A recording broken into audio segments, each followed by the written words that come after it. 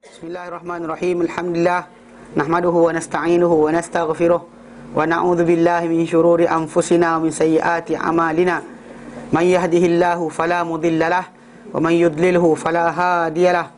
Asyhadu an la ilaha illallah wa asyhadu anna Muhammadan abduhu wa rasuluh. Allahumma salli ala Muhammad wa ala ali Muhammad kama sallaita ala Ibrahim wa ala ali Ibrahim wa barik ala Muhammad wa ala ali Muhammad kama barakta ala Ibrahim wa ala ali Ibrahim fil alamin innaka Hamidum Majid. Rabbi shrah li sadri wa yassir li amri wahlul 'uqdatam min lisani yafqahu qawli, amma ba'd. Alhamdulillah, kita bersyukur kepada Allah Taala kita dapat lagi bersama-sama untuk kita meneruskan kelas pengajian kita berkenaan dengan ringkasan Sahih Imam Muslim. Yang mana kita sampai hari itu yang terakhir berkenaan dengan bab yang ke-8, ke-10 ke-11. Okey. 11 lah, last sekali. Okey. 11 itu berkenaan dengan bab apa yang datang mengenai kencing berdiri. Kencing berdiri. Yang kita terangkan bahawa benda berkenaan adalah tidak menjadi kesalahan dan bahkan dibolehkan, dibenarkan kerana perbuatan Nabi SAW dalam perkara tersebut. Okey.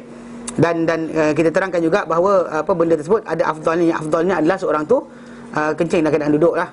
Kita duduk dan kita tak, macam kita terangkan, tak menafikan kata-kata Huzaifah kerana Umar atau ceritakan apa yang jadi pada dia, ataupun yang Aisyah kata Nabi tak pernah buat. Kerana apa yang Nabi buat di rumah mungkin Aisyah nampak, apa yang Nabi tak buat di luar Aisyah tak nampak. Jadi dengan sebab itu kita terima kedua-dua keadaan tadi, dan kita kata yang afdalnya duduk, tapi berdiri tidak masalah. Dan daripada hadis tersebut juga kita belajar berkenaan dengan jangan terlampau berfikir berkenaan dengan benda yang tak patut nampak, yang tak nampak. Kan macam agaknya barangkali boleh jadi, tak jadikan sebagai hukum. Kalau tidak, masakan Nabi SAW dalam kisah tersebut kencing berdiri ini pasti kadang-kadang mungkin kebarangkalian terpercik air itu ada. Tapi kita kata kalau nampak sangat terpercik tu salah lah. Tak nampak tu yang cari.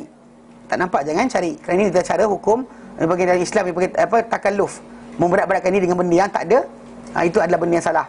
Kadang-kadang kita bagi makan rumah orang, kan, tentang orang bagi makan aku benda tak halal. Tanya dia, ayam ni cik beli kat mana? Ayam organik ke? Ayam sufi ke? Ayam apa ni? Kan, ayam radik ke? Pergi tanya kat orang tu. Tak bagi makan dah lepas tu. Tak jemput dah. Ngagut. Sekali jemput dia buat macam tu, dua kali jemput, bising lagi. Kan tanya pula beras ni bernas ke?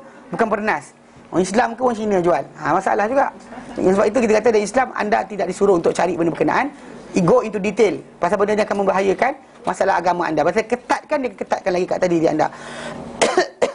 Okey. Hari ini masuk pada bab yang ke-12 Athani Ashar. Bab al-mashu 'ala al-khuffaini.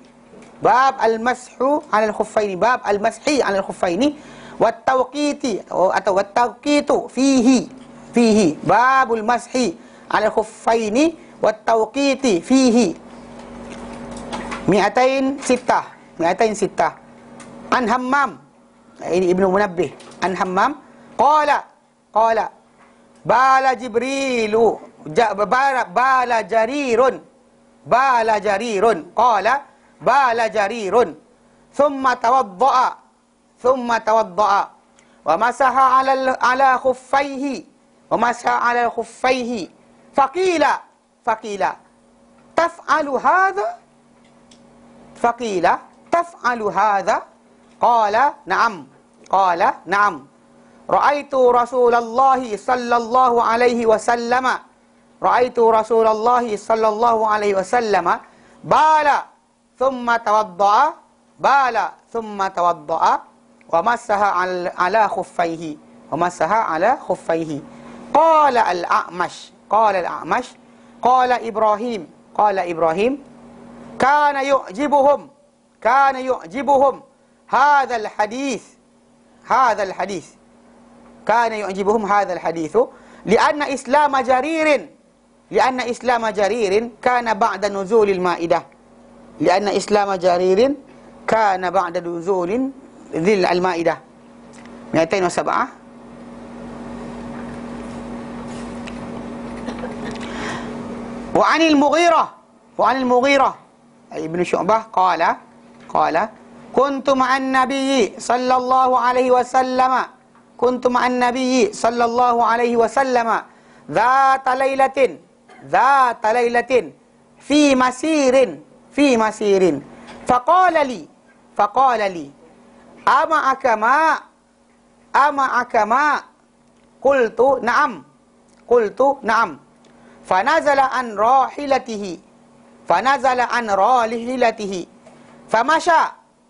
فمشى حتى توارى في سواد الليل ثم جاء فأفرغت عليه من الإداوة فغسل وجهه وعليه جبة من صوف فلم يستطع أن يخرج ذراعيه منها حتى أخرجهما من أسفل الجبة فغسل ذراعيه ومسح برأسه ثم أهويت لأنزع خفيه فقال دعهما فإني أدخلتهما طاهرتين ومسح عليهما 208 عن شريح ابن هانئ عن شريح ابن هانئ قال أتيت عائشة أسألها عن المسح على الخفين فقالت عليك بابن أبي طالب فاسأله فإنه كان يسافر مع رسول الله صلى الله عليه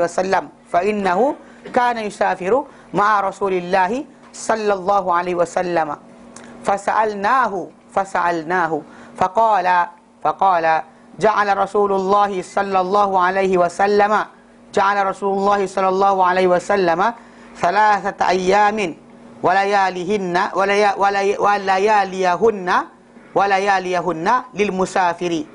للمسافر ويوما وليلة للمقيم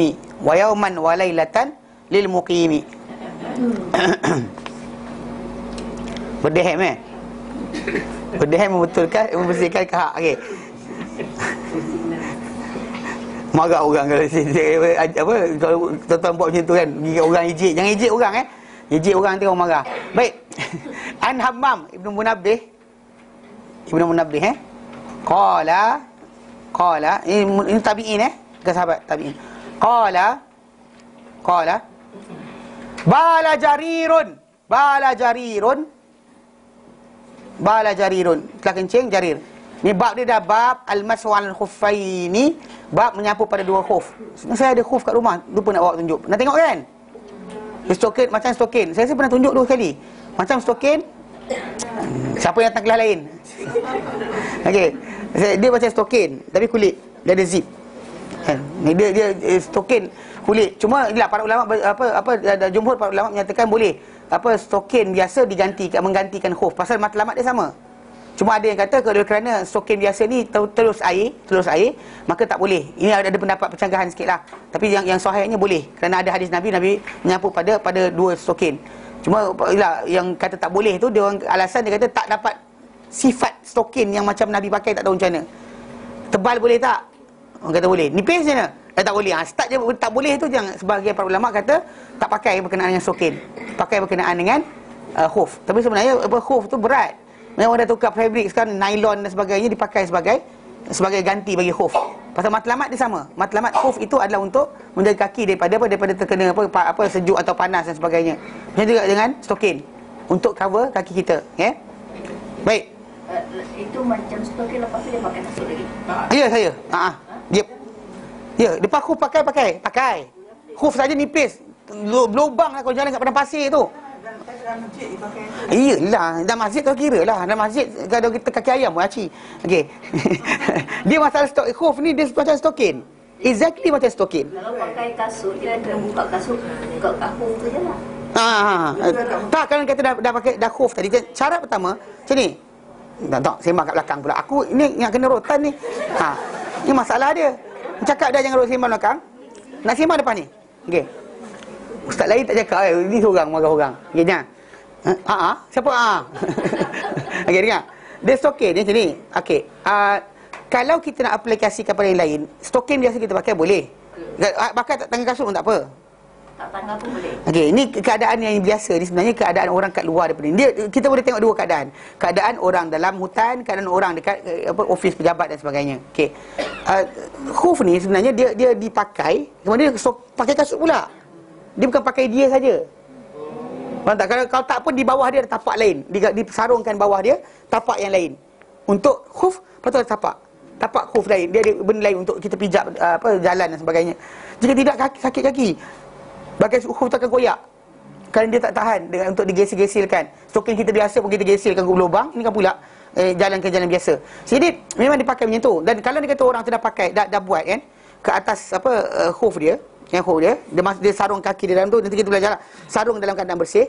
Dia boleh lepas tu nanti kalau dia kata dia pakai kasut, atas kasut pun aci.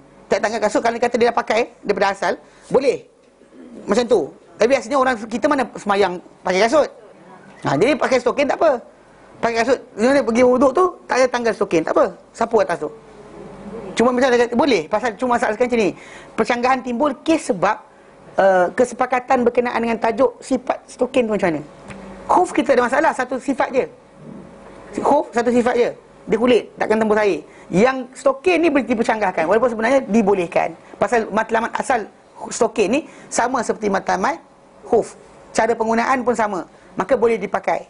Apa khuf boleh, stokin boleh. Cuma kita kena faham memang ada berlaku percanggahan kat situ. Pasal di sini para ulama ada asas. Bila kita tak tahu sifat, kita tinggalkan dalil tadi. Dia bagi ta'azzur anil amal. Ta'azzur anil amal.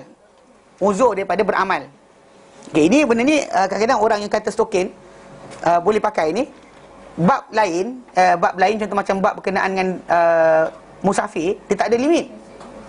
Pasal dalam keadaan musafir Nabi SAW namakan musafir tadi sehari semalam, 2 hari 2 malam, 3 hari 3 malam. Nabi sebut dengan time, bukan dengan jarak.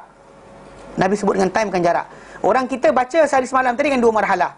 Sedangkan satu marhalah atau satu marhalah tu maksud dia satu perjalanan. Sedangkan sini unta tu jalan, letih, lihat, satu marhalah. Lepas tu jalan, letih, 2 marhalah.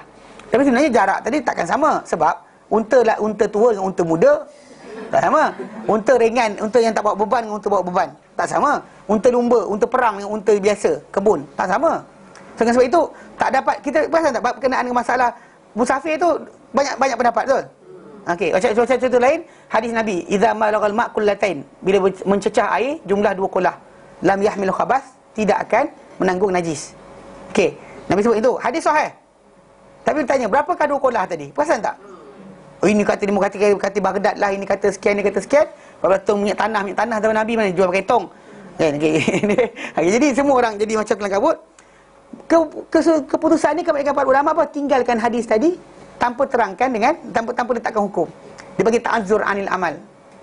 Kalau kita tak dapat nak laksanakan, maka tinggalkan. Macam juga hadis yang bila Ibn Abbas radhiyallahu anhu kata Nabi dahulu semayang Zuhur, Asar, Maghrib, Isyak. Mana gabungkan Zuhur dengan Asar, kemudian Maghrib dengan Isyak. Bukan kerana takut, bukan ketakutan, bukan kerana musafir, bukan kerana ketakutan, bukan kerana hujan. Dia sebut yang tu. Jadi, tapi bila kita tanya, macam mana? Nampak tak perasan? Tak tahu. Dan orang tinggalkan. Walaupun hadis sahih, ditinggalkan. Dia panggil ta'azzur anil amal. Uzur, kita dapat nak melaksanakan pasal tak tahu kadar, bentuk, rupa dan cara dia. So ditinggalkan. Walaupun kita pasal para sahabat tak riwayat pada kita cara dia, bentuk dia juga kadar dia dengan sahih kan, maka kita tak dapat nak laksanakan. Jadi dalam konteks ini, stokin tadi tu termasuk antara benda tersebut dalam mazhab Syafi'i. Mazhab Syafi'i, stokin ni termasuk dalam ta'azzur anil amal. So tak tahu kadar dia, bentuk dia, rupa dia, maka dia tinggalkan. Macam mana? Tapi sekarang ada stokin jenis tu kan, tarik je, ada gitu pula. Ada boleh tarik stokin ke belakang, lepas tu sarung balik. Itu jenis special punya lah. Stokin wuduk. Stokin wuduk ada. Ingat kan ni kan, stokin wuduk. Apa lagi ya? Jam wuduk ada tak ada? Okay. Maksudnya zaman kita sekarang ni dipermudahkan lah. Tapi secara asalnya Kak, memang benda tu macam stokin ni sepatutnya boleh macam tu. Pasal berdasarkan dalil kuat kepada ia sama. Macam khuf. Pasal matlamat dan tujuan pakai dia adalah sama. Sama, serupa. Dan memang kita kata kulit, benda tu kulit. Dahulu beg kulit tu biasa. Bekas air dahulu kulit biasa. Sekarang ni plastik sebagai ganti dia. So kita kata tak boleh lah kita nak katakan tak boleh pakai, kena pakai yang kulit juga. Pasal benda tadi matlamat yang sama kan, untuk simpanan air dan sebagainya sama aja. Sebab kenapa kat sini kita kata para ulama adalah percanggahan pendapat timbul lah masalah stokin tu, percanggahan timbul. Kalau ada orang kata dengan kita, apalah kau ni pakai macam ni, dan kita kata macam, kau tak belajar hadis ke? Jangan cakap itu. Jangan cakap itu pasal kita kena faham bahawa memang timbul percanggahan di situ. Tapi yang sahih dan rajihnya boleh. Yang sahih dan rajihnya boleh. Stokin tadi pakai buat macam khuf. Okey, tapi kita akan baca sini. Baik. Kalau kat hutan dia nak sembahyang dengan kasut? Syarat sarung kaki tadi dalam keadaan bersih. Iyalah buat uduk dengan kasut ke kena dah tak buka. Dah buka ni kan sibuk nak tanggal balik dan sebagainya. Macam khuf tadi lah. Akak biasa masuk hutan ke? Biasa masuk hutan? Biasa masuk hutan tak semayang pakai kasut? Tak nak kan? Ada? taklah.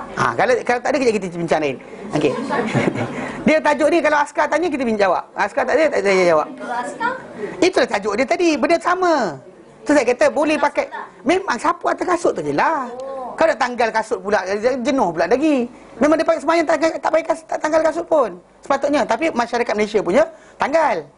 Gantung dulu sokin tepi pokok. Ambil wuduk. Saya ada gambar polis hutan. Ada bapak saya tu kan gambar. Memang dia tanggal kasut kena semayang. Bukan. Satu tak tahu, satu lagi cuaca. Tak sama. Cuaca kita lembap. Cuaca tanah Arab kering.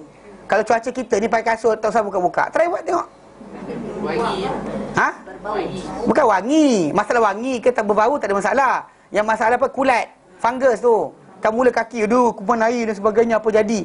Orang cakap yang pakai kasut berpanjangan, tak dengar cakap.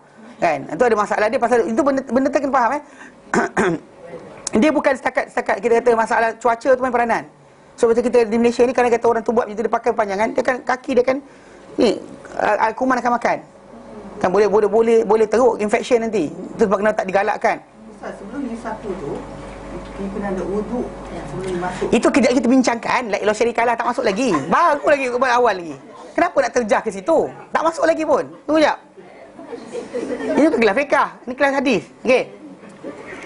Bab al-mashu ala khuffaini wa tawqiti fihi. Bab menyapu pada dua khuf dan juga peletakan waktu baginya. Peletakan waktu, mana berapa kadar masa yang dibenarkan baginya.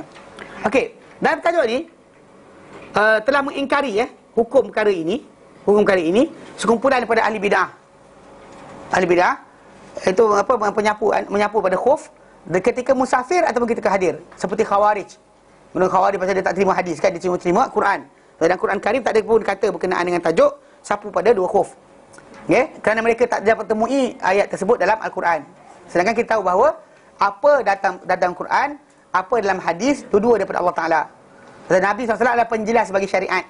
Kalau kata orang tu nak belajar solat sahaja ikut Quran, tak jumpa. How can dia tahu sujud dua kali? Sujud dalam satu rakaat dua kali. Dapat mana dalam Quran? Tunjuk kan. Kau jumpa orang pelik-pelik ni kan. Muslim. Solat. Dapat mana? Dia rakaat kan. Zuhur 4, Asar 4, Maghrib 3, Isyak 4, 2. Mana dalam Quran? Mana dalam Quran? Jadi dengan sebab itu kalau dia kata dia Muslim, dia hanya beriman dengan Quran, solat macam mana? Kalau dia kata tu, kita nafi solat tu. Mana ada Quran tak ajar pun. Jadi pelik kan. Kita kata macam mana dia percaya Quran. Percaya Quran tak percaya hadis. Pasal hadis adalah penjelas Al-Quran. So golongan Khawarij contohnya, mereka ni tak terima. Mereka kata bahawa perbuatan tersebut adalah apa? Perbuatan tersebut tak boleh kerana tidak ada dalam Quran. Okey? Dan dan mengikut usul mereka menolak khabar-khabar ahad. Khabar-khabar ahad maksudnya khabar-khabar yang datang daripada sahabat kurang jumlah mereka daripada 10 orang. Para sahabat 5 orang, 7 orang cerita benda yang sama, tak cukup lagi. Kerana kita 11 ke atas barulah jadi. Tapi sebenarnya masalahnya dalam hadis kes tentang tajuk tajuk menyapu pada khuf ni, dia adalah di antara benda mutawatir. Mutawatir. Sahabat Nabi SAW pada perkara tersebut cukup ramai.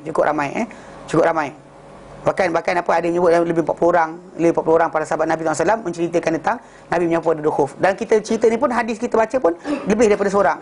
Mana ada daripada para sahabat tadi bukan seorang saja. Jarir bin Abdullah dan Mughirah datang dengan kisah yang ramai, bukan seorang je. Okey.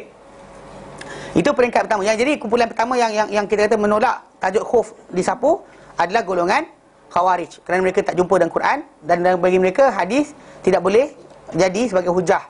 Tidak hujah bagi hadis, pasal Quran saja hujah. Okey. Dan juga Syiah. Golongan Syiah juga, okey, juga mengingkarinya. Okey, mengingkarinya kerana apa? Kerana apa yang diriwayatkan daripada Ali di sisi mereka bahawa dia tidak menyapu pada khuf. Okey.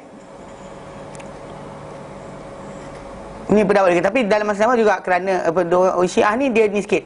Time baca Quran yang kita bacakan surah Al-Maidah ayat ke-6 tu, dia orang baca bukan wa'arjulakum wa'arjulikum. So dia orang tidak basuh kaki. Dia orang sapu pada kaki. Dia wipe. Tilik. Dia don't ratakan air, dia kan ratakan air pada kaki. Dia macam tu je. Pasal dia baca wa'arjulikum. Dia tak baca wa'arjulakum. Kalau tak cakap apa wa'amsahu biru'usikum wa'arjulakum, kita baca dan sapulah pada kepala kamu. Dan wa'arjulakum mana arjul kaki tadi, dia bukan ataf atau digabungkan pengertian dia kepada kepala. Sebab dia gabung kepada sebelum dia, pasal wa'arjula. Dia macam idea. Kan? Faghsilu wujuhakum wa aydiyakum. Kemudian wa'arjulakum. Kenalah. Tengah-tengah tu ada wamsahu biru'usi. Ru'usi tak bukan ru'usa. So dia kalau dia kata arjul baris bawah, maksud dia sama dengan sapu kepada kepala. Sapulah pada kepala kamu dan kaki kamu itu sapu juga. Tapi bila kita baca wa arjulakum, maksud dia apa? Basuh tangan, basuh muka, basuh tangan, sapu kepala, basuh kaki. Pasal dia ikut kepada yang sebelum, pasal baris dia main peranan. Tapi dia bukan fathah dengan kasrah. Fathah dengan kasrah. Mana baris atas dengan baris bawah. Okey, jadi dengan itu dia orang baca itu. Jadi mereka sapu dah. Jadi khuf bagi mereka ni tak ada. Penyapu ada khuf ke stocking ke tak ada. Pasal alasan dia kerana benda berkenaan dia kata Ali tak buat. Dan orang kadang-kadang benda tu tak sahih dari Ali pun dia langgar je. Dia tak betul. Sahih Ali kata pun Ali cakap ada, dia kata tak ada, pasal mungkin kerana perawi yang ada dalam kisah yang datang dalam kitab Sunan Ahli Sunnah wal Jamaah tidak ada pada mereka, atau mereka tak terima sahabat tadi. Pasal dia orang ada masalah besar. Sebab semua para sahabat murtad selepas Nabi wafat. Semua para sahabat murtad kecuali 7 orang je. 7 orang saja yang tak murtad. Lain semua murtad. Dengan sebab itu agama di sisi mereka tu dah habis dah. Rosak dah. From the start pemahaman dia orang ada terus salah. So mereka tolak semua sahabat murtad. Quran kau nak baca apa? Daripada Ali. Ali bukan salah seorang yang menghimpunkan Quran. Bahkan dia bukan salah seorang guru Al-Quran yang Nabi lantik untuk mengajar. Dia bukan, tak termasuk. Pasal sahabat Nabi SAW yang Nabi SAW letakkan sebagai yang mengajarkan Quran kita nak tunjukkan PowerPoint hari tu. Yang nama mereka tu ada 7 orang. Daripada hadis Bukhari Muslim. Lafaz Bukhari pun kita terangkan tu. Dia punya nama dia kejap mana pula. Kejap kena 11 kot.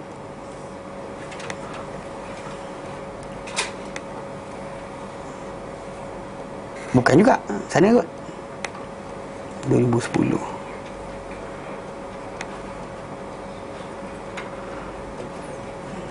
Okay, tengok depan pasal antara nama-nama nama guru Al-Quran yang Nabi lantik, yang Nabi suruh supaya para sahabat ambil Quran daripada mereka ni, dia bukannya panggil apa sekejap Okey, sini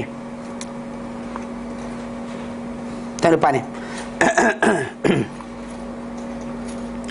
Dia pasal yang zaman Nabi hidup dahulu ada guru Quran yang dilantik. Mengajar Islam ramai.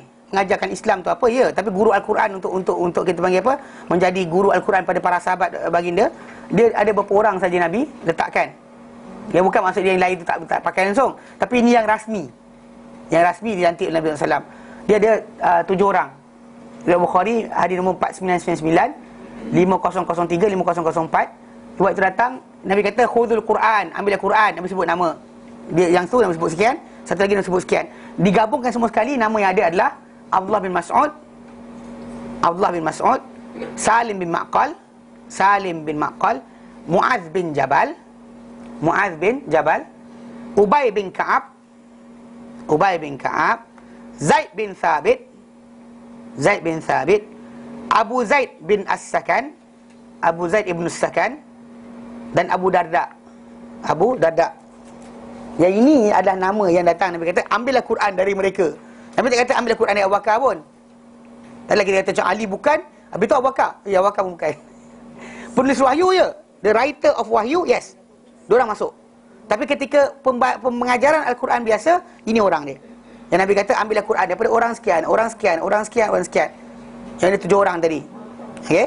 Abdullah bin Mas'ud, Salim bin Ma'qal, Muaz bin Jabal, Ubay bin Ka'ab, Zaid bin Thabit, Abu Zaid bin As-Sakan, dan juga Abu Darda. Dan juga Abu Darda. Reference saya buka tu. 409, 503, 504. Itu guru-guru Al-Quran yang Nabi SAW lantik. So, jadi setiap kali mana macam ni kan, macam ketika macam apa yang kita letak nama ni, para sahabat Nabi SAW yang bukan semua masuk terlibat dalam ni. Tulis wahyu je. Kalau kita sebut tulis wahyu, betul, Ali bin Abi Talib masuk, Abu Bakar masuk, Umar masuk, Osman masuk. Hatta bukan Ali je, Muawiyah pun masuk. Muawiyah bin Hakam, Muawiyah bin Abu Sufyan termasuk di antara penulis wahyu. Siapa dah habis salin? Siapa beritahu pada yang tak habis salin? Okey. Apa yang tak boleh baca? Tak nampak tu. Saya sebut, dengar siapa saya sebut. Abdullah bin Mas'ud, Abdullah bin Mas'ud, Salim bin Ma'qal, Salim ibn Ma'qal, Muaz bin Jabal, Muaz bin Jabal, Ubay bin Ka'ab, Ubay bin Ka'ab, Zaid bin Thabit, Zaid bin Thabit, Abu Zaid ibn As-Sakan, Abu Zaid ibn As-Sakan, nama bapa dia As-Sakan. Dan juga yang terakhir Abu Darda, Abu Ad-Darda. Okey, itu 7 orang yang disebut sebagai pengajar Quran ketika Nabi hidup. Kalau anda kata penulis wahyu, ramai. Ini ramai. Yang tulis wahyu ramai. Tak tulis ini. Jadi dalam konteks ini, bila mereka ni Syiah ni dia kata kami nak Ali saja, dia ada masalah. Pasal bukan semua benda Ali hafal. Tapi datanglah keluar hadis yang ana madinatul ilmi, Ali pintu dia. Dia bawa lah hadis-hadis palsunya tu untuk untuk kembangkan kita dia. Bahkan adalah hadis palsu tadi bukan Ali je. Abu Bakar, Omar pun ada dinding dia dan sebagainya terlibat. Aku gedung ilmu, Ali pintu. Tingkap siapa? Dinding dan sebagainya. So dalam konteks dia sebenarnya dalam kita kata apa pembelajaran memang sebenarnya Syiah ni, Syiah contohnya, Khawarij ni kita faham mereka tolak. Kenapa? Mereka tolak kerana dia kata Quran saja. Quran saja sahih, lain tak sahih dia kata. Adapun yang kumpulan Syiah ni dia terima Ali saja. So jadi dia kata ada riwayat Ali tak menyapu pada khuf, maka dia pakai macam tu lah. Dia tak pegang, tapi dia tak tengok refer, dia tak tengok balik kepada tajuk Ahlussunnah wal Jamaah. Dan kita dalam Islam ni dalam masalah ilmu hadis para ulama ilmu hadis tidak menerima para Syiah. Sebab apa? Sebab mereka ada periwayatan yang pelik-pelik. Keldai pun ada keldai. Keldai jadi perawi. Keldai, perawi dia keldai. Dia kata orang ni tanya keldai ke kedai Nabi, cakap atuk aku kata, bapak aku kata, onyang aku kata, dan dia di antara keldai yang bersama dengan kapal Nabi Nuh. Yang di atas kapal Nabi Nuh. Dia ceritakan kisah Nabi Nuh. Keldai itu bercakap. Memang perawi hadis tu keldai. Masalah lah dia orang. Dia kata tak mustahil lah. Ni dia balik macam sufi kat lah. Tak mustahil, boleh jadi kan. Dia kata Syiah macam tu, perangai dia.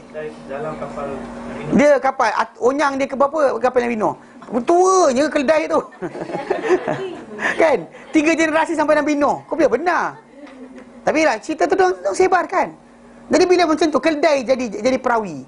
Itu standard orang Syiah dalam masalah periwayatan hadis. Macam mana? Kalau keldai boleh jadi perawi, tuan-tuan nak pegang apa lagi?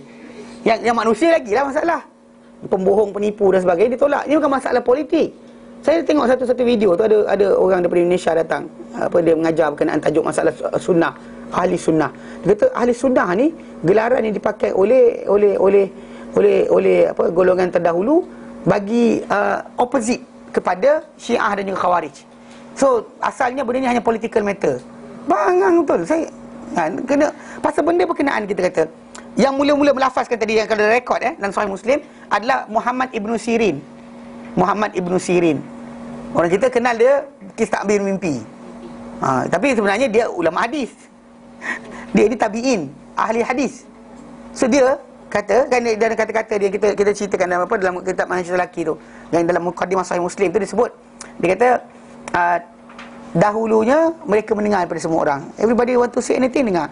Tapi bila berlaku fitnah, apa itu pembunuhan para sahabat dan sebagainya, maka mereka pun berkata, bila orang cerita saya, mereka berkata, sammu lana rijalakum, beritahu kami perawi-perawi kamu. Maka dilihat pada ahli sunnah, diterima cerita mereka. Dilihat pada ahli bid'ah, ditolak cerita mereka. Diorang ingat kat situ ada masalah apa? Politik. Sedangkan Qadariyah bukan ada negara pun. Kalau ikut Qadariyah, bukan politik. Qadariyah yang kumpulan-kumpulan yang kita kata selain daripada Syiah dan Khawarij, dia kata benda ni diwujudkan hanya kerana untuk politik. Bukan, ini akidah. Pasal orang Syiah bukan masalah, kita kata setakat dia berhenti kepada tajuk masalah Ali diberi utama. Dia peringkat di mana apa? Semua para sahabat kafir setelah mana, murtad setelah mana, setelah mana Rasulullah wafat. Semua murtad sebab tak ambil Ali. So bila Abu Bakar, semua sekali murtad. Kalau kita patah balik ke situ, apa jadi pada Quran? Apa jadi pada Quran? Apa jadi pada amal Islam ni? Habis semua sekali, rosak. Sebab apa? Sebab kita punya agama ni dinukilkan kepada kita oleh orang yang telah murtad daripada Islam. Faham tak apa jadi? Habis jahanam. Dia buang sahabat, dia nak masukkan apa? Imam-imam dekat situ. So, kita ambil imam ini, imam itu, dia banyak sekian. Dia cara mereka, ni kaedah mereka. So ada beza. Itu jadi memang Syiah dia punya perawi hadis. Kita kan nak terima ada orang yang cenderung Syiah diceritakan hadis mereka dalam kitab-kitab sunnah. Hatta Ja'far As-Sadiq. Ja'far As-Sadiq dia antara perawi yang diriwayatkan hadis oleh Imam Muslim dan kitab sahih beliau. Ja'far As-Sadiq tak ada dibuang pun, tak nampak nama Ja'far As-Sadiq buang, tak ada. Pasal dia memang ahli bait, keluarga Rasulullah SAW. So orang menipu atas nama dia pasal dia betul bawah ada siapa. Tukang nukil cerita tadi masalah. Kerana mereka akan apa? Menukar cerita, menukuk tambah dan sebagainya. Macam saya ada dalam WhatsApp, cucu Ustaz Ismail Kamus yang meninggal, bantai jadi atuk dia yang tengah nazak. Aku masalah betul. Kan macam-macam benda. Orang A kata orang ni sekian sakit perut. Datang kedua, semoga Allah sembuhkan. Ustaz kita sakit perut. Orang ketiga datang, apa? Keracunan makanan? Tidak, betul datang ketiga tak? Bukanlah. E. coli. Tak, dia akan bertambah-tambah. So kalau tengah-tengah tadi orang yang tak layak untuk menceritakan, dia jadi masalah lah. Bukan masalah kita kata kita tolak cerita, asal ada kelebihan keluarga Rasulullah SAW kita buang. Mana ada? Dalam hadis Bukhari Muslim bersepah. Dalam Tirmizi, Nasa'i, Majah, Abu Daud semua bersepah. Bukan hadis-hadis kelebihan keluarga Rasulullah. Memang kita tinggi dan besar dan tu tak ada dibuang pun. Tapi untuk meletakkan bahawa kalau tak ikut keluarga Rasulullah SAW, takkan dapat hidayah. Itu masalah sikit lah. Sebab zaman Rasulullah SAW dahulu tadi, kita kata yang jadi guru Quran tu bukan semua keluarga Rasulullah. Ibn Mas'ud bukan keluarga Rasulullah. Bukannya ahli bait. Zaid bin Thabit, Ansar, bukannya daripada keluarga Rasulullah. Saya pelik macam, mana dia ahli dan tu? Tak pening kepala. Sebab dia bukan menjadi alasan. Pasal zaman Rasulullah SAW dahulu, ilmu ataupun iman tadi bukan berdasar pada keturunan. Bukan keturunan. Kalau Rasulullah ni, dia iman dia power. 5 macam inilah, macam membeli kereta lah. Kalau syarikat Mercedes keluarkan, biar 1.5 punya cc pun macam 5.0 daripada syarikat kereta yang lain. Itu kalau kena apply kereta boleh. Keluarga Rasulullah tak macam tu. Faham tak? Yang applykan bahawa keluarga Rasulullah SAW, mana maksud dia kalau keluarga Rasulullah, iman dia lagi melampau. Mana ada? Dia tak beriman sangat pun okey lagi. Gila apa? Kan Abu Lahab tak beriman. Adakah diringankan untuk dia? Tak ada. Maka Allah Ta'ala kata, la ma'agna anhu maluhu wa ma kasab. Tidak menyelamatkan dia apa harta-harta dia, dan tidak juga apa yang dikerjakan. Sayasla naran dzata lahab. Dia akan masuk neraka yang apa? Mempunyai lidah api yang menyala. Bahkan digelar dia Abu Lahab sebab Quran panggil dia akan masuk neraka. Sepanjang tu dipanggil sebagai Abu Lahab. Tak ada keselamatan pun. Jadi orang kita dia macam ada idea salah bahawa kalau Nabi punya lagi power. Kalau macam kita kan bangsa, pasal zaman kita ni orang Melayu kita, dia ada sikit kepercayaan Arjuna, kemudian kan dewa-dewa Hindu dulu kan. Jadi bila keturunan raja atau dewa tadi more power than others. Di situ. Jadi keturunan Nabi pun more power than others. Jadi kita dan Islam, kita terima mereka sebagai orang yang patut kita jaga. Bahkan jangan bagi mereka merempat. Bila Nabi kata, aku tinggal pada kamu 2 bebanan. Quran, kitab Allah kena laksanakan. Keluarga aku, etrati ahli baiti. Mana jaga? Jangan bagi mereka ni minta sedekah. Haram mereka makan sedekah. Jaga dia. Kalau kita keluarkan expense untuk tanggung dia bulanan pun tak ada masalah. Jangan sampai dia kata bayar untuk ayah anak tak ya. Kalau dia kata tak ada duit, saya bayar. Tapi bukan untuk program-program. Tak, betul serius. Kalau dia kata dia tak ada duit nak makan, belikan kereta untuk dia. Sebab apa? Sayang Rasulullah SAW punya keluarga. Sayang dia, jaga dia macam dia ni lebih baik daripada mak kita, bapak kita. Tetapi tidaklah kita kata kena ikut dia apa dia buat. Dia lompat-lompat pun kita lompat. Tak boleh lah macam tu. Kenapa? Kalau Rasulullah lompat, tak. Kita dalam amal ibadat dan juga syariat, kita tak ikut dia. Kalau dia layak, kita ikut. Tak layak, tak ikut. Tapi jaga masalah dia, ya. Itu yang Nabi kata, taraktu fi thaqalain. Aku tinggal pada kamu dua bebanan. Beban tadi bukan maksud dia apa? Tempat untuk rujukan agama sepenuhnya. Beban untuk pelaksanaan Quran, kitab Allah, laksanakan. Satu lagi apa? Itrati ahli baiti. Keturunanku, keluarga, ahli keluargaku. Maksudnya jaga mereka. So ahli sunnah lihat lain, diorang lihat lain. Diorang lihat sumber syariat. Orang-orang Syiah lihat sumber syariat. Sebab kenapa kalau dia kata Nabi buat pun, ada kisah Nabi buat, Ali tak buat, tinggalkan Nabi. Pasal apa? Ali tak buat. Nampak tak? Dia tinggalkan semata-mata kerana apa? Walaupun lepas tu dia datang ke lah. Mungkin kisah Nabi tadi macam mana nak percaya. Ni dah murtad, ini dah murtad, ini dah murtad, ini dah murtad. So Ali je yang kita pakai lagi. Ali, Hasan, Husin, Fatimah, Miqdad bin Aswad, Ammar. Dia sebut dah beberapa nama-nama. Salman Al-Farisi. Itu je tak murtad. Lain semua murtad. Habis. Ini masalah yang kita kata jadi. Jadi dengan sebab itu mereka tolak. Bukan sebab apa? Sebab Ali tak buat. Kita kalau Ali tak buat, Nabi buat, kita ikut. Ada beza kan? Kalau Ali tak buat, 5-6 orang sahabat, 40 orang sahabat buat, kita ikut. Bukan kita kata kita ikut Ali saja. Tak. Umar kata satu benda. Umar fatwa dia kan, kita kata fatwa dia kalau siapa tak ada wuduk, tak ada air wuduk, air wuduk tak ada. Kemudian kita tahu air wuduk tak ada, dia junub. Umar kata jangan sembahyang, tunggu sampai air ada. Umar ni fatwa. Tapi kita pakai tak? Kerana Umar ini adalah sahabat yang Nabi kata syaitan lari tengok muka dia. Adakah kita jangan tolak penyaksian para sahabat yang lain kerana Umar kata macam tu? Tak sekali-kali. Bila Ammar bin Yasir kata, aku jumpa Rasulullah kata, madai untuk engkau untuk buat. Nabi tunjukkan kan pada dia, sekali tepuk gitu-gitu, kemudian sapu muka dan sapu tangan. Bila Ammar tunjuk macam tu, Nabi ajar dia, kita tinggalkan pendapat Umar tadi. Walaupun Umar mulia, Umar sahabat Nabi, tapi Umar tak clarify dengan Nabi. Ammar clarify. Bila dia clarify dengan Nabi, kita terima. Walaupun dia kedudukan Ammar bin Yasir tak setinggi Umar lah dari konsep nama, konsep kedudukan kan. Umar ni bukan setakat tu, dia adalah di antara dia mertua Nabi kan. Dia di antara sahabat yang kita kata yang kita kata duduk di hadapan, yang Nabi kata kalau dia kata ada orang ada firasat, ada orang yang zaman dahulu, Umar ni orangnya. Kalau Umar, Nabi clarify banyak benda, Umar tegur, wahyu akan turun setara dengan seiring dengan apa yang Umar tegur. Nabi puji Umar, tapi tidak bermaksud bahawa semua fatwa Umar kena anda pakai. Pasal lebih-lebih kalau dia kata fatwa dia tadi tak dipakai oleh semua orang, maka tak pakailah fatwa dia. Kita pakailah fatwa yang ramai. Ini cara kita beramal dengan para sahabat. Bukan rendahkan dia, dia tetap mulia, tapi yang ramai kita follow. Faham tak? Jadi macam Syiah terbalik. Selagi Ali tak terlibat, lain semua tak pakai. Semua dia buang semua. Dan dia sebenarnya bukan Ali yang dia nak. Yang dia nak sebenarnya adalah apa? Husin. Bukan Husin juga, anak keturunan Husin kahwin dengan Raja Parsi punya puteri. Itu yang dia susun galur dia. Kalau tuan tengok kan, dia imam dia adalah start daripada Ali, okey, Hasan, Husin, okey. Tapi sebenarnya kalau ikutkan Hasan, Husin, Ali sebenarnya ada isteri lain, ada anak lain, tapi kita tarik lah kerana Fatimah, okay, fine. Hasan, Husin. Sekarang ni Hasan, Husin ni kan, Hasan ada anak, Husin ada anak. Husin ada anak bukan setakat dengan Raja Parsi tadi, dia ada anak dengan Arab. Diorang ambil yang dengan Parsi untuk turunkan Said Sharifah, turun situ. Yang anak dengan Arab, apa sahaja tak dibincangkan? Anak Hasan kenapa tak masuk? Tak consider langsung. Bahkan kalau kita sampai bilang, lepas daripada Hasan, Husin, lepas tu semua keturunan lepas tu ada apa? Anak-anak hasil perkahwinan Husin dengan anak Raja Parsi. So kalau kita tanya, kenapa? Sebab mereka sebenarnya melihat raja orang-orang Parsi. Sebab kenapa tempat muncul mereka di Kufah.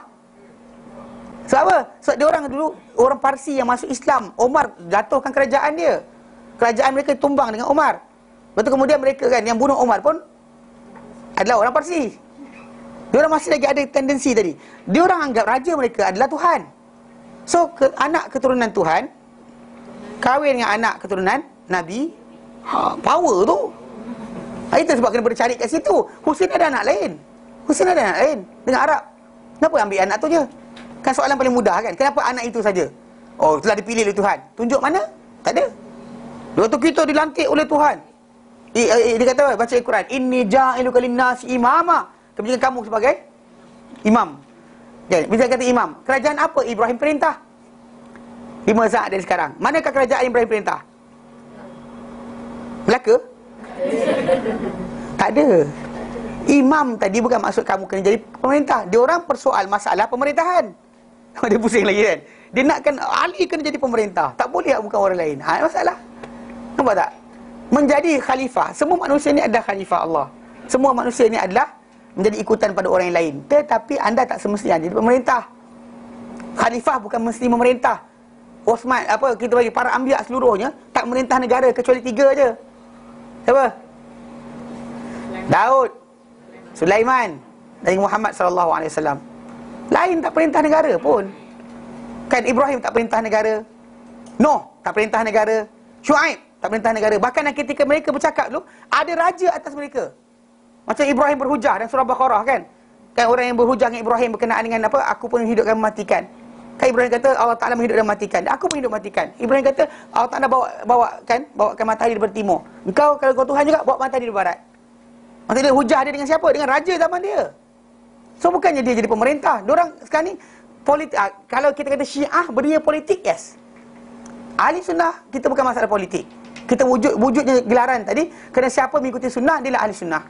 Bukan berdasar kepada masalah ni. Bahkan di sini timbul tajuk bila orang tu ambil fahaman 400 hijrah ke atas, 500 hijrah ke atas, ambil Imam Maturidi ke, Asy'ari ke, ataupun Imam Al-Ghazali ke, untuk create istilah ahli sunnah, dia ada masalah. Sebab Muhammad Ibn Sirin kurun pertama hijrah dah terangkan berkenaan dengan tajuk apa? Ahli sunnah. Gelaran tu dah ada awal lagi. Bukan tahun 400 hijrah, 500 hijrah. So kalau ini dah ada, yang datang keluar ni, yang baru keluar ni siapa? Siapa mereka? Mereka bukan yang itu. Pasal yang itu dah ada lah gelaran mereka. Mereka dah ada gelaran sebagai ahli sunnah. Dan ahli bid'ah pun dah tahu siapa ahli bid'ah. So pasal ni tak boleh kita kaitkan. Jadi secara asasnya macam tadi kan kerajaan. Jadi golongan Syiah dia ada masalah kat situ. Pasal usul agama mereka, kalau mereka kata para sahabat telah kufur semua sekali, telah murtad semua sekali selepas kewafatan Rasulullah SAW. Apa jadi pada agama? Jahannam. Tu dia orang kata kami ada Quran lain. Dia kata Quran lain, kita kata mana Quran tu ni? Dia kata Quran tu ada simpan pada Fatimah. Kemudian Fatimah simpan pasal Fatimah apa Ali bin Abi Talib kan. Seorang paling berani. Seorang paling berani.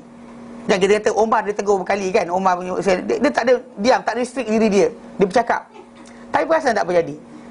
Bila kalau dia kata Fatimah ada Quran tadi, takkan Ali diam. Takkan Ali diam. Ali sebagai seorang yang berani kan. Orang kata Haidar kan, dia gelar sebagai Haidar, apa singa. Ali ni singa. Tapi kenapa kan begitu Khaibar dia robohkan dengan tangan dia satu je, kenapa bila orang ramai tipu tentang Quran Ali diam? Dekat sini mereka wujudkan satu benda baru, taqiyah. Ali berpura-pura. Ali setuju dengan Abu Bakar, berpura-pura. Ali setuju dengan Umar, berpura-pura. Ali kahwinkan anak perempuan dia dengan Umar, Ummu Kalsum, anak hasil keperkahwinan dengan Fatimah. Kahwinkan. Mana Umar juga menjadi menantu Ali. Ummu Kalsum, kan? Ummu Kalsum pun Umar kahwinkan apa? Ali kahwinkan apa? Berpura-pura. Seriously, kalau dia kata dah kufur, takkanlah orang tu punya bapa sanggup serahkan anak dia kepada orang yang akidah tak betul. Takkan Ali jadi pengecut kot. Dekat sini kita kata tak, Ali berpura-pura. Dia dipanggil apa? Taqiyah. Ini masalah dia. Jadi masalah sikit. Syiah ni masalah sikit. Khawarij tadi kita kata dia orang tolak Quran. Teruk dah, tolak hadis. Teruk. Yang ini lagi teruk. Dia cuma ambil orang tertentu sebagai sumber rujukan. Dan ada di kalangan yang mengingkarinya, selain daripada Syiah dan juga Khawarij, yang menyangka bahawa berpegang dengan ayat wuduk lebih utama. alasan dia pegang ayat wuduk lebih utama daripada buat benda berkenaan. Sama ada dia kata bahawa ia adalah menasahkan apa yang dahulu, daripada apa, boleh sapu, asal sapu boleh, kemudian datang ayat wuduk menasahkan hukum tersebut. Okey. Ataupun dia lebih kuat, Quran tadi lebih kuat berbandingkan khabar-khabar ahad. Ini pendapat mereka. Tapi kita kata benda juga sesat. Sesat. Kenapa? Kerana Quran itu diterjemahkan, praktik dia, pengertian dia oleh apa? Sunnah Nabi sallallahu alaihi wasallam. Apa Quran kata, cara kita nak buat tengok Nabi. Kalau apa kelonggaran Nabi berikan, macam solat, kita dalam Quran kata solat, apa solat yang wajib, berapa rakaat solat berkenaan, tak diceritakan dalam sunnah, dalam Quran. Sunnah datang ceritakan. Wa atuz zakat, tunaikan zakat. Apa harta zakat? Apa jumlah kadar harta yang kena zakat? Berapa tempoh untuk keluarkan zakat? Semua datang dalam sunnah. Sekarang kita orang tu terima Quran, tak terima sunnah, dia ada masalah. So, di mana duduknya penjelasan tadi? Kita bukan belajar Quran tadi, Quran percaya, sunnah tak percaya, dia ada masalah. Sunnah itu adalah penjelasan bagi Al-Quran. Hatta khabar-khabar ahad. Hatta khabar ahad. Macam dalam Quran Karim tak sebut berkenaan tajuk takbir. Sembahyang takbir. Ada? Tak ada kan? Maka kita dalam tajuk solat tadi, takbir adalah rukun. Tak takbir, anda tidak sah sembahyang. Ikut Quran tak ada benda pun. Kan kena buat ikut Quran lagi mudah. Wa aqimis solata li dzikri. Dirikan solat untuk mengingatiku. Dirikan solat untuk mengingatiku. So dia kata, kalau dia kata dah ingat, tak payahlah solat. Bijak lah tu. Itu kat Malaysia banyak kumpulan macam ni. Allah Ta'ala suruh ingat. So ingat yang Allah Ta'ala tuntut macam tu. Mana selagi mana tak tunaikan solat tadi, anda masih belum ingat. Itu maksud dia. Tapi kalau dah ingat, kalau solat tapi lalai, itu tajuk lain. Tajuk lain. Masalah semua manusia tadi tajuk lain. Tajuk asal dia, selagi tak solat, anda tak ingat. Tak dijadikan sebagai tanda sayang. Tanda sayang kepada cinta dan sebagainya. Maksudnya tidak ditimbul tajuk ingat. Ingat tadi hanya berlaku dengan solat. Tapi cara solat tadi, itu kita kena tengok Rasulullah SAW buat. Faham tak? Jadi kalau orang tak nak pegang Quran saja memang sesat. Sebab kenapa dalam tajuk ni pengarang kita dia kata kumpulan-kumpulan yang sesat menolak perkara ni. Pertama, kumpulan yang kita kata Khawarij, kerana tak percaya Quran, tak percaya sunnah. Kedua, kumpulan Syiah yang kata Ali tak buat. Saya bagi mereka Ali je. Kalau Ali ada, Nabi ke siapa ke tak ada pakai, Ali je kita pakai, kita bagi mereka. Kemudian kumpulan yang lain mengatakan Quran lebih aula diterima berbanding sunnah. Itu masalah lagi. Kerana sebenarnya Quran adalah dijelaskan dengan sunnah. Sunnah datang jelaskan apa kelonggaran, apa yang boleh, apa yang tak boleh, semua sekali diterangkan oleh Nabi sallallahu alaihi wasallam. Okey. Yep. Berpegang dengan ayat wuduk sebenarnya Quran lah. Quran. Ayat wuduk mana dalam? Ada ayat wuduk itulah dia, mana ada ayat wuduk lain. Okey, kau marah beritahu. Okey. Adapun jumhur para ulama di kalangan salaf dan juga dan juga imam-imam fatwa. Imam-imam yang fatwa di kalangan umat ini, okey, menyapu pada khuf di sisi mereka adalah dibolehkan. Berkata Hasan, itu Hasan Al-Basri, telah menceritakan kepadaku 70 orang sahabat Nabi SAW bahawa baginda menyapu pada khuf, ataupun dia menyapu pada khuf. Sahabat Nabi 70 orang sahabat. Yang tak mutawatir lagi tak tahulah. Cuma dia kata Hasan Basri tak sebut seorang lah. Kita sebut 70 orang. Dia kata jumpa sahabat Nabi, semuanya mereka mengatakan dia menyapu dia pada dua khuf. Maksudnya wuduk, ketika dia khuf tu keringanan untuk tak payah basuh kaki, tak payah tanggalkan khuf tadi untuk basuh kaki, dipakai oleh mereka. Kemudian telah datang sampai itu telah datang hadis-hadis yang sahih, yang masyhur, yang beri pengertian keseluruhannya bahawa ia adalah pasti daripada Nabi SAW, bahawa baginda telah menyapu pada dua khuf. Telah diriwayatkan daripada Malik. Daripada Malik, ada datang riwayat daripada Malik. Okey, dia tak menyetujui menyapu pada dua khuf. Tapi itu adalah riwayat yang tak sahih daripada Imam Malik. Dan hanyalah datang yang sahih daripada beliau, daripada riwayat Ibnu Wahb mengenai perkara ini, bahawa beliau berkata, aku tak menyapu pada hadar ataupun musafir. Dia pun tak buat je. Dia tidak buat. Bukan masalah dia kata tak boleh, dia tak buat, dia kata. Dinukilkan oleh Abu Muhammad bin Zaid dalam Nawadir. Ada yang mengatakan di Nawadir dan selainnya. Okey. Zahirnya bahawa dia sekat pada diri dia saja, bukan maksud dia kata pada orang lain jangan buat. Aku tak buat. Macam kita sekarang ni lah. Saya bagi tahu benda ni boleh buat, tapi saya tak buat. Faham tak? Dia ada benda yang kita kata boleh buat, ikut Nabi SAW benda tu halal. Macam makan dog. Nabi tak makan, tapi Nabi kata makanlah. Kan Nabi biarkan para sahabat makan, Nabi tak makan. Bukan maksud dia lepas tu jadi salah. Macam juga ada benda Nabi larang para sahabat buat, tapi tak jadi haram. Contoh macam, dan Nabi tak suruh para sahabat berhenti buat. Contoh macam bab makan bawang, bawang putih atau merah tadi yang berbau. Nabi kata jangan hampiri masjid. Bila para sahabat kata Rasulullah diharamkan ke? Nabi kata tidak. So tapi makan boleh. Tapi jadi sebagai apa, haram? Tidak. Nabi buat? Tidak. Nabi larang. Jangan, kalau masjid saja. Waktu lain boleh makan, makanlah.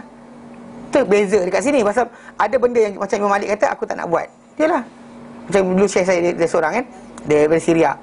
Dia pergi ke Yaman. Di Yaman, kan pasal Yaman ni mungkin kadang-kadang negara-negara yang macam Yaman, Afrika yang punya tanah yang tak apa ni kan, yang agak ni luas, datang belalang. Tu belalang. Belalang yang banyaknya, belalang juta tu datang. Diorang di sana banyak kali. Kalau datang belalang juta tu banyak, diorang akan apa? Ambil makan. So Syekh ni kata aku sekali tu aku duduk dengan budak-budak dekat tepi padang bola. Lepas tu dia belalang datang banyak. Budak-budak tangkap makan. Lepas tu aku, Syria jarang jumpa berkenaan. Dia belah Yaman, Afrika, kawasan yang padang pasir, kawasan tu ada. Belah sana utara tak ada. Syam kawasan yang agak sejuk, tak ada, belalang tak datang situ. So orang sana walaupun dia tahu hukum, tapi tak biasa buat. So datang kat Yaman, tengok budak-budak tu ngunyah, keruk-kerak makan belalang. Dia macam gitu kan. Syekh haram ke? Dia kata tak, makanlah. Aku tak makan, aku tak sanggup nak makan je. Aku tak sanggup nak makan. Benda halal.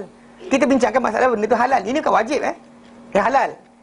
Dibolehkan. Macam khuf ni juga boleh buat, tapi bukan wajib. Bukan nampak akak pakai stokin ni sapu tak? Tak sapu. Tak ikut sunnah. Jangan cakap itu. Ni masalah orang kita ni pelik sikit. Ada kadang-kadang benda yang dibolehkan yang digalakkan lain. Ada benda boleh tapi tak digalakkan. Ada benda boleh dan digalakkan lain. Kan? Contoh macam orang tu tak berus gigi, tak bersihkan mulut dia. Kita kata bersihkan mulut tak? Dia kata tak. Kita dia kata tak ikut sunnah. Tak, pasal benda ni bukan boleh. Digalakkan, ditekankan. Kan? Ditekankan. Bahkan Nabi sebut dalam hadis, Nabi kata as-siwak mataratul lil fam. Siwak ni pembersihan bagi mulut. Wa mardatin lirabb, dan diredai di sisi Tuhan. Dan Tuhan akan redha. Bahkan malaikat akan datang dekat dengan kita kerana bau mulut kita yang tidak busuk. Kan dia kata, jadi secara tak langsung kat sini ada penegasan. Walaupun benda tu kan, kalau orang tu jenis malas, lantakkan nak pakai gigi palsu, lantakkanlah. Nak macam mana? Jadi dalam masalah ini bukan masalah boleh je, bukan masalah ditekankan, boleh je. You want to do it, you do it. You don't do it, tak ada hal. Sebab bila Imam Malik berkata, aku tidak menyapu pada khuf pada ketika musafir atau ketika tidak musafir, maksud dia tak pakai je, bukan maksud dia kata pada orang benda tak boleh. Itu beza dia. Benda anda tak nak, tak apa, tapi jangan kata benda tu salah. Jangan apply benda ni kepada tajuk tahlil. Tak nak buat, tak apa, tapi jangan kata salah. Salah lah. Kena saya salah lah, apa masalah pula? Apa boleh ngagut benda ni? Dia ada beza benda-benda yang kita kata benda yang tak ada langsung dalam Islam. Ini benda ada dalam Islam, digalakkan, ditekankan, disarankan, atau dibolehkan, dihalalkan. Ada dalil menghalalkan, maka buatlah. Itu kita kata, kalau tak nak buat tak apa, jangan larang orang buat. Ini jangan apply kepada benda lain. Yang ada kes siapa tak hantar. Perbualan suami isteri Wahabi, suami tak Wahabi. Kes apa berkenaan dengan tajuk baca Yasin malam Jumaat. Mana ada orang kata baca Yasin masuk neraka? Tapi macam kita kena ambil kata-kata apa? Kata-kata apa tabi'in. Bila ada orang nak semayang lepas subuh, lepas asar nak semayang juga. Dia kata jangan buat. Lepas tu tabi'in dia kata jangan buat. Kawan dia kata aku nak buat juga. Dia kata jangan buat. Lepas tu kawan dia kata takkanlah aku akan dihukum kerana solat. I'm praying. Kenapa awak tak nak hukum aku kerana solat? Dia kata awak tak akan hukum kerana solat. Awak tak akan hukum kerana melanggar apa? Arahan Nabi SAW. Nabi kata jangan buat, kau langgar juga. Kenapa? Maksudnya dia kata, barang siapa mengadakan perurusan kami ini, apa bukan daripadanya, ia tertolak. Kenapa kau nak kembangkan benda tersebut? Kau akan dihukum kerana perbuatan itu. Solat takkan menyebabkan kamu dihukum. Degil tu ya. Degil ke kepala. Kan? Tahu dah Nabi tak ajar. Tapi juga di depan kan. Kan? Tahu dah, betul Nabi tak ajar. Ada banyak lagi amalan yang Nabi ajar, yang Nabi dahulukan. Macam kes, macam bila pergi jumpa orang kan, orang sakit. Kan kita patutnya pergi jumpa orang tu, kita ada doa. Macam Sunan Tirmizi ajarkan. Nabi ajar Sunan Tirmizi, Nabi kata tidak ada siapa menjarahi orang yang sakit. Yang orang ni takkan yang belum ditentu kematian ke atasnya. Lalu dia sebut 7 kali. As'alullahal azim, Rabbal arsyil azim, ayyashfik. As'alullahal azim, Rabbal arsyil azim, ayyashfik. As'alullahal azim, Rabbal arsyil azim, ayyashfik. Aku minta Allah Ta'ala yang agung, Tuhan arsyil agung, supaya sembuhkan kau. Nabi kata, kalau orang tu tak ditentukan lagi nak mati, dia akan disembuhkan oleh Allah Subhanahu Wa Ta'ala. Berapa ramai yang buat amal ni? Kebanyakan orang tak jumpa-jumpa macam, oh sorry, oh sakitnya. Ni ada ayat, dia belajar ayat Quran ni. Ustaz ayat ajar rahsia-rahsia Quran. Ni baca ni, mesti you akan sihat. Yang sunnah Nabi mana? Apa jadi pada sunnah Nabi SAW? Tinggal macam tu je. Tak ada siapa tahu pun. Ruqyah yang Nabi ajarkan, Nabi tak ada baca. Oh kan, baca. Kan, tak ada. Nabi baca doa. Nabi baca doa. Macam Jibril AS pernah sekali Nabi SAW dalam Sahih Muslim. Nabi SAW rasa sakit badan. Kan, Jibril kata, kau sakit badan ke? Betul dia kata, Nabi kata ya.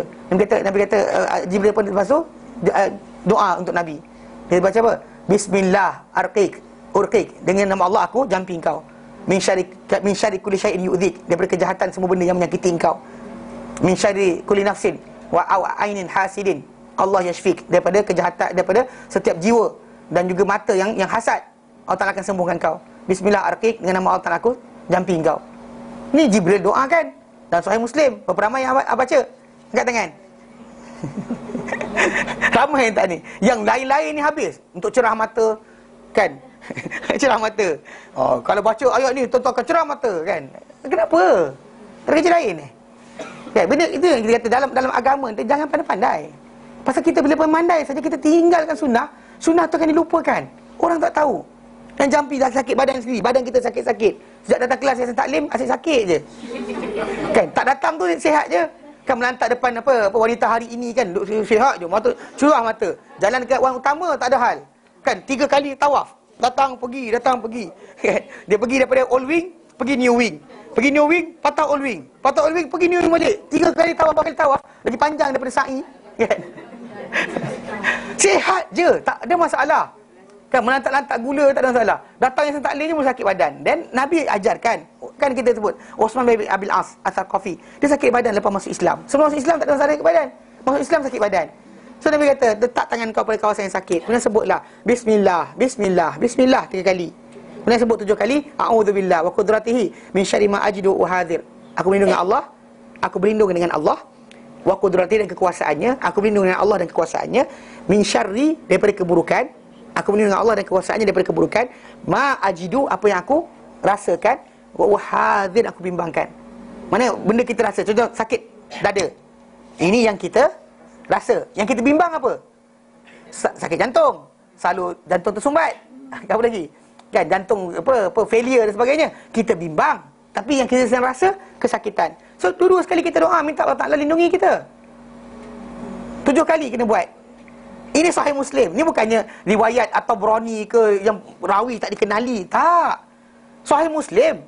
Tapi tak diamalkan. Kenapa? Ustaz tu kata ada ayat lain lagi best. Nabi ajar macam ni. Nabi punya ajaran ditinggalkan. Tak nampak ke apa jadi? Sikit demi sikit sunnah Nabi dihilangkan. Last sekali orang akan nampak Ustaz Adli, Ustaz ni, Ustaz itu, Ustaz Kariman. Orang tak nampak Nabi. Kalau saya sebut Nabi ajar, tuan-tuan nampak siapa? Nampak Nabi lah. Bila saya kata, ini ada cara yang saya dapat dalam mimpi saya. Saya nampak ni, mimpi saya ni. Tuan-tuan ikut, boleh lah ni boleh amal. Gila ke? Kan? Ni kena jaga. Tapi saya sebut macam ni, ada orang kata macam, Ustaz ni semua tak boleh. Apa yang boleh? Ni saya bagi tahu, Nabi ajar. Faham tak? Okay, jadi sebenarnya benda-benda berkenaan kita tu secara asas je, para sahabat Nabi SAW kita, macam kata-kata Imam Malik tadi, dia ingkari, bukan ingkar, dia tak buat sahaja. Macam saya katalah, saya ajarkan, saya tak buat. Saya tak ada macam beria pakai khuf kan. Yelah, bukan rasa ni malas nak pakai. Kan, kalau siapa nak cantik kaki, pakai sokin. Tak payah sapu krim pun. Pakai sokin, jaga, serius. Kalau perempuan kan beria dah, tumit pecah-pecah. Jangan pakai kasut tinggi antaranya. Tu dia Ustaz, habis nak buang kasut tinggi tu, pakai biasa. Payah sangat. Tak seriously, benda berkenaan menyakitkan tulang belakang anda. Scientific American, majalah Scientific American keluarkan. Benda tak elok. Datang kita pakai juga. Nampak cantik. Cantik belah mana? Tergolek nanti baru tahu. Kan? Nak berlatih berjalan atas ni. Kenapa? Tak ada kerja lain ke? Kan pakai flat je. Kan nanti tak nampak tinggi. Nak tunjuk dengan siapa? Jumpa lelaki jengkit-jengkit kat rumah. Kan? Kenapa yang saja jengkit-jengkit? Nampak cantik depan suami tak buat pula. Dan luar rumah beria. Jangan ngarut. So stokin, kalau saya pakai stokin tu kaki dia akan bersih. Kan? Cotton kan? Cotton. Kalau ada orang dia tak kan? Ada orang dia punya kaki alergik. Dia tengok apa benda yang kain yang dia tak sesuai dengan dia atau sesuai dengan dia. Ada orang kulit dia alergik. Pakai kulit dia akan gatal-gatal. Ada orang macam tu. So terulang, test lah, buat try and error. Tengok mana kita gatal, jangan pakai. Mana tak pakai, gatal pakai. Okey? Jadi baik macam tu, cara terbaik. So tak payah pening kepala, sapu Vaseline lah, sapu krim lah, kan, untuk bercantik kaki. Pakai stokin je. Mudah. Siapa rajin pakailah. Tak rajin tak usah pakai. Tapi perempuan kena pakai lah. Tak pakai stokin sama macam tak pakai tudung. Faham kan? Ha, kan? Tak. Ini saya cakap betul kan? Okey. Baik. Dan sepukul bagi ya. Dan lagi apa peli. Saya tak peli, saya bagi tahu betul. Okey. Okey, dia kata apa? Dan diriwayatkan oleh Ibnu Nafi' dalam Al-Mabsut daripada Malik, apa yang menghilangkan segala kemusykilan. Bahawa beliau berkata, mana Ibnu Nafi' ni kata, Imam Malik kata kepada dia ketika dia nak mati, sapu pada dua khuf ketika tak musafir, ketika hadir atau musafir adalah sahih. Yakin, sabit, tiada keraguan padanya. Melainkan apa? Dia kata melainkan bahawa aku dapati pada keadaan aku ni, aku dapati pada keadaan aku ni, seutamanya aku nak bersuci tadi, aku rasakan macam tu lebih baik. Dia nampak dari diri dia lah, untuk diri dia sendiri je. Okey? Dan aku tak nampak pada orang yang menyapu tadi sebarang apa? Sebarang kecuaian pada apa yang wajib ke atasnya. Okey, dan inilah pendapat yang dibawa oleh Imam Malik, Imam Ahmad kata kepada Imam Malik rahimahullah. So semua para ulama yang kata apa berkenaan dengan ada riwayat kata konon Imam Malik kata dan sebagainya, semua dia tak sahih. Bahkan yang sahihnya adalah beliau tidak pernah kata tak boleh. Cuma beliau tak buat, itu je. Tak buat saja. Dia tak buat, tapi benda tu adalah dibolehkan dan halal. Dan menyapu pada khuf bukannya wajib. Siapa perlukan buat. Untuk wanita kalau kata apa ni, sila laksanakan. Okey. Begitu juga diriwayatkan daripada Ibnu Umar. Daripada Umar bahawa beliau memerintahkan mereka untuk menyapu pada khuf-khuf mereka. Okey?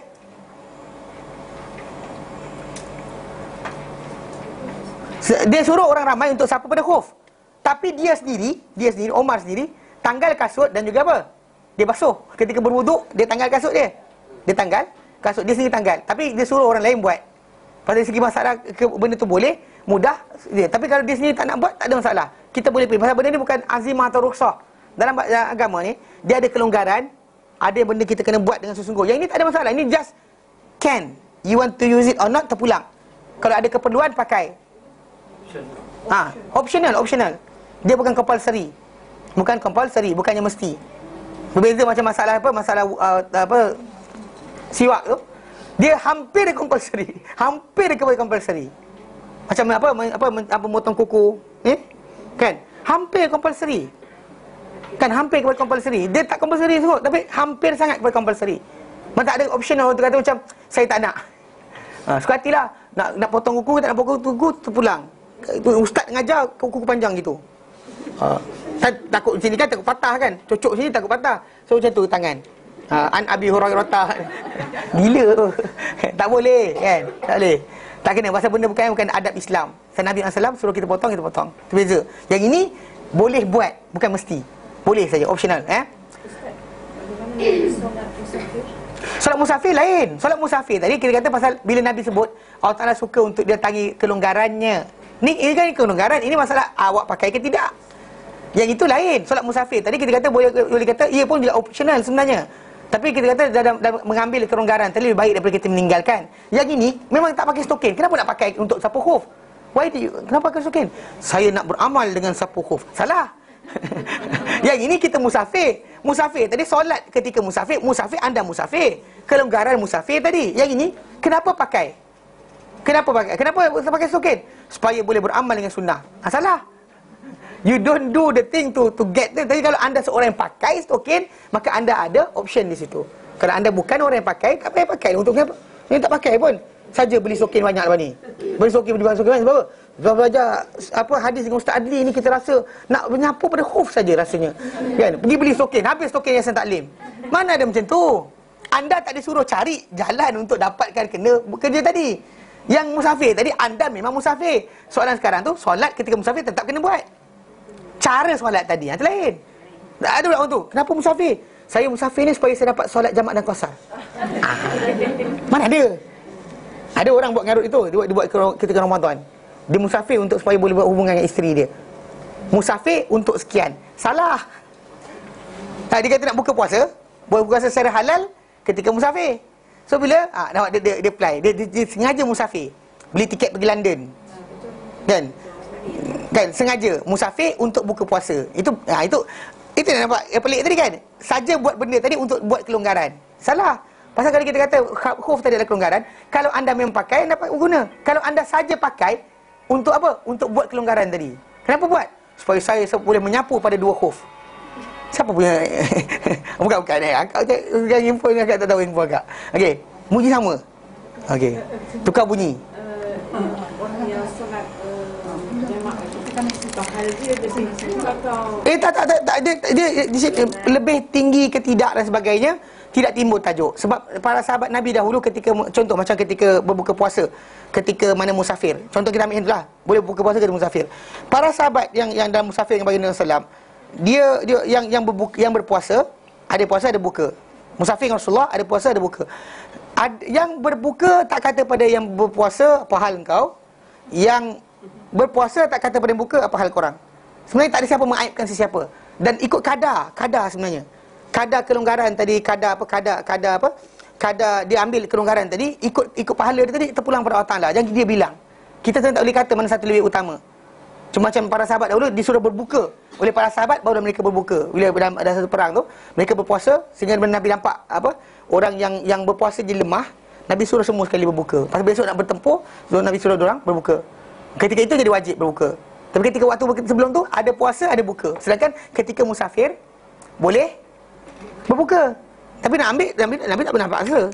Hukum dia tetap macam tu, tetap masih lagi dalam keadaan apa? Harus sahaja. bukan kira tolak kemudahan. Nak kata tolak kemudahan tak juga. Kalau dia rasa tak ada kepentingan, dia tak ada rasa kepayahan. Dan memang dia kata dia memang nak tunggu situ. Setiap RNR dia berhenti, memang dia lepak situ sampai kenyang-kenyang perut. Lepas tu melantak pula ke depan sana. Dia berhenti RNR setiap kali. Dia berhenti. Solat. Ya, solat lah saya kata. Dia berhenti, pertama dia solat. Kemudian nanti dia berhenti. Dia memang janji jumpa orang sana, jumpa orang lagi. Dia berhenti pula RNR kedua. Dia nak buka, terpulang nak sembahyang sebenar pun terpulang. Tapi mengatakan tidak boleh itu salah. Pasal Nabi SAW sarankan, galakkan. Tapi Nabi SAW, tapi nak kata macam akak kata pahala besar, kita nampak pahala besar mana kak? Nabi tak kata pahala siapa yang sembahyang qasar atau jamak lebih besar. Nabi tak ada hadis macam tu. Tak ada hadis. So dengan sebab itu kita kata orang tu optional. Tapi dalam konteks ini kita kata mematuhi cara Nabi. Pasal dalam keadaan sini ada beza dia. Beza dalam keadaan masalah solat jamak qasar ni tadi, Nabi ketika musafir, Nabi semayang dengan cara tersebut. So pasal Nabi punya cara, dekat situ akan timbul masalah orang tu dapat pahala kerana ikut sunnah Nabi SAW. Faham tak? Kerana sunnah Nabi itu, bukan kerana masalah optional tadi. Optional tak ada masalah. Kan macam berbuka puasa, ada masa Nabi sengaja minum air depan para sahabat. Ada selamba tak buka puasa pun, Nabi sengaja ambil air depan sahabat, Nabi minum. Nak tunjukkan kepada apa? Boleh berbuka puasa. Tapi diorang tak berbuka juga. Until Nabi kata berbuka, baru mereka berbuka. Jadi balik lagi Nabi tak kata macam korang ni kurang pahala. Tak. Nabi tak kata macam tu. So dalam konsep ni kita kata, tapi secara asasnya kalau kita kata pada orang tu meninggalkan sunnah, ya. Sunnah yang Nabi tak pernah tinggalkan. Pasal Nabi tak pernah semayang ketika musafir kecuali dalam keadaan dua-dua. Dan jamak tadi optional. Pasal dalam ketika Nabi berada di Mekah, Nabi jamak Nabi pernah tidak jamak, Nabi qasar saja. Qasar saja, tidak jamak. Pun ada juga. Bahkan bila kita mentap 3 hari 4 hari satu tempat tadi, lebih aula untuk kita bukan jamak, qasar saja. Qasar saja, bukan jamak dan qasar. Tapi kan nak buat apa boleh juga. Okey, jelas. Okey, jadi Ibn Umar dahulu dia menyuruh orang ramai untuk menanggalkan, untuk menyapu pada khuf mereka, tapi dia sendiri menanggalkan dan dia berwuduk. Okey. Dan berkata dan beliau berkata, disukakan, digemarkan kepada diriku ni wuduk. Aku lebih gemar berwuduk. Wuduk dengan penuh. Tapi macam itulah, kita dia rasa tak ada kepentingan, kita tak nak pakai, tak ada masalah. Itu tajuk dia. Dan seperti itu juga daripada Abi Ayyub Al-Ansari. Abu Ayyub Al-Ansari pun sama cakap macam tu. Okey. Berkata Syekh pengarang buku kita, dia kata berdasar pada pendapat ini dibawakan pengertian apa yang diriwayatkan daripada Ali yang Syiah kata tadi. Okey, maksud dia mungkin yang dipahami oleh orang Syiah tadi, Ali tak buat, tapi bukan maksud dia Ali larang orang buat. Bahkan Ali adalah di antara meriwayatkan hadis tadi. Kalau dia kata benda tu betul, Ali tak buat, macam mana disebutkan Ali tak buat. Macam Umar juga, Umar suruh orang tapi dia tak buat. Itu biasalah, okey. Berkata Imam Ahmad bin Hanbal, barang siapa meninggalkan perkara tersebut di atas bentuk mana yang tinggalkan oleh Umar atau Abu Ayyub atau Malik, aku tak ingkari mereka. Aku tak kata mereka masalah. Pasal tinggalkan macam mana Umar tinggalkan. Tinggalkan apa? Sebab macam mana Abu Ayyub Al-Ansari tinggalkan. Tinggal sebab apa? Macam mana Imam Malik tinggalkan. Dia kata tidak aku ingkari orang yang berkenaan, dan kita akan solat di belakang orang ni. Okey? Dan kita tak mengaibkan dia. Kita akan mengaibkan dia, melainkan bahawa kalau dia tinggalkan itu dan dia tak melihat. Dia kata kalau dia kata benda ni tak boleh. Dia cakap macam tu je, tak kita semayang belakang dia. Sebab dia kira sebagai ahli bid'ah. Dia tinggal kan, kita tak semayang belakang dia. Tak kita semayang, solat belakang dia. Sebab apa? Sebab ketika itu dia bukan tinggalkan macam para sahabat tinggalkan. Dia tinggalkan macam mana yang ahli bid'ah tinggalkan. Itu dengan cara apa? Dia kata benda ni tak boleh, tak harus dan sebagainya, maka tak boleh kita tinggal. Macam dia itulah macam golongan Khawarij. Dia kata apa? Quran kita terima, hadis tak pakai. Nak sembahyang macam mana belakang orang macam ni? Faham tak konsep dia? Jadi yang itu dia kata, kalau dia kata kita akan tolak tak sembahyang belakang dia kalau orang macam tu. Kalau dia kata macam awal tadi, macam Omar, Abu Ayyub Ansari, kata Ali, kalau betul riwayat tadi sahih daripada beliau, macam Malik, dia tak buat tapi dia tak kata tak boleh. Bahkan dia suruh orang buat tapi dia tak buat. Dia suruh orang buat tapi dia tak buat. Itu terpulang pada mereka. Bukan menjadi satu alasan untuk kita kata benda tu tak boleh menyebabkan terkeluarnya Umar ataupun Abu Ayyub daripada ahli sunnah. Tak. Atau mereka tak buat, tapi kalau orang kata jangan buat, tak boleh buat, tak sah wuduk, maka dengan sebab itu kita tak semayang belakang orang macam tu. Okey, asalnya faham Adapun sesiapa yang mengingkari perbuatan menyapu pada khuf ni tadi, pada ketika mana hadir, ketika waktu tidak musafir, ia juga diriwayatkan daripada Malik, kerana kebanyakan hadis-hadis menyapu pada khuf ni banyak datang dalam musafir. Banyak yang datang dalam musafir sebenarnya. Ketika tak musafir, masalahnya boleh ke tidak. Ada pendapat yang kata ketika musafir, ketika tidak musafir tak payah buat, dia kata. Tapi kerana banyak hadis yang datang, semua sekali Nabi musafir, orang nak tanggal kasut Nabi kata jangan. Musafir, dia nampak dalam musafir saja. Okey. Tapi yang sahihnya dia dibolehkan ketika menyapu pada ketika mana kita tak musafir. Kerana ia sabit daripada Nabi SAW, daripada kata-kata baginda dan perbuatan baginda. Ada Nabi buat juga, Nabi buat, dan juga Nabi cakap. Okey. Dalam hadis Subatah, As-Subatah, sahabat Nabi, di antara yang menunjukkan bahawa hadis yang Subatah ni, yang tempat buang sampah tu. Tempat buang sampah yang Nabi SAW buang sampah, kemudian Nabi di mana yang tempat sampai belakang kebun tu, dan diriwayatkan yang kita baca itu. Dan juga dalam hadis daripada Huzaifah, beliau berkata, aku dahulu bersama Rasulullah SAW di Madinah, dan disebut dengan panjang lebar, dan di akhirnya bahawa Nabi SAW tunaikan hajat, kemudian Nabi berwuduk dan Nabi sapu pada khuf. Hadis kita baca di tu, mana Nabi wuduk dan Nabi sapu pada khuf. Ketika itu kaum musafir pun, ketika Nabi berada di Madinah, Huzaifah berjalan bersama baginda SAW. So dia nampak benda berkenaan bukan ketika musafir. Itu antara hadis yang menunjukkan bahawa Nabi masuk ketika mana dalam keadaan tidak musafir pun Nabi buat juga. Dan juga datang daripada Abu Daud, daripada Bilal bin Rabah, bahawa Nabi SAW dahulu masuk pasar untuk keperluan baginda, masuk pasar untuk beli-beli barang lah. Kemudian Nabi keluar dan Nabi berwuduk dan Nabi sapu pada dua khuf. Dan pasar yang dimaksudkan itu adalah di Madinah. Okay, dan kita hadis itu akan datang dalam hadis Ali berkenaan dengan peletakan waktu ketika musafir ataupun ketika mukim. Yang Aisyah, hadis kita baca tadi, Aisyah radhiyallahu anha ditanya kepada dia tentang peletakan waktu untuk seorang tu menyapu pada khuf, maka Aisyah kata jumpalah Ibnu Abi Talib, kerana dia dahulu musafir bersama Nabi SAW. Lalu bila diorang jumpa Ali kata Nabi letakkan untuk orang musafir 3 hari dan malam-malam dia, 3 hari dan semua malam-malam, 3 hari berkenaan. Dan kemudian untuk orang yang mukim, sehari semalam. So dalam konteks itu sabda Nabi SAW. Itu kita akan jumpa nanti pada masa yang akan datang, insya-Allah. Baik, kita berhenti kat sini. Ada soalan? Tak ada Tak ada, kita berhenti kat sini. InsyaAllah kita sambung kemudian. Wallahu a'lam. Sallallahu ala sayyidina Muhammad. Wassalamu alhamdulillah wa alamin. Subhanallah hamdi. Insyaallah anta astaghfirullah. Assalamualaikum warahmatullahi taala wabarakatuh.